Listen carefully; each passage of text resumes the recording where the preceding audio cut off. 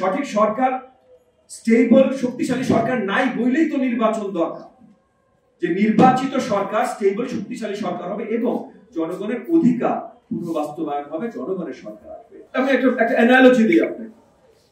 মরুভূমিতে আপনি পানি না খেয়ে 5 দিন আপনি ডিহাইড্রেশন, অলমোস্ট মরা মরা অবস্থা, তখন ছোট্ট একটা ওয়েসিস আপনি খুঁজে পেলেন।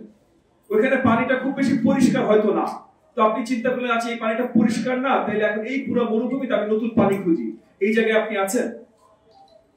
আমরা এখন যে জায়গায় এসেছি, ফার্স্ট টাইম ফরমোস্ট আপনি যেটা বললেন যে আমরা এখন ওই জায়গায় পৌঁছতে পেরেছি কিনা, সরকার যদি 12 মাসে পৌঁছতে না পারে এবং এই 12 মাসে সব অবস্থার অবনতি হয়ে থাকে, তাহলে আরো 12 মাসে কি হবে?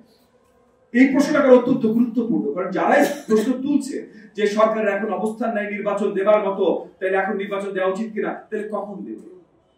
এবং নির্বাচন তো আসলে সঠিক সরকার তৈরির জন্য।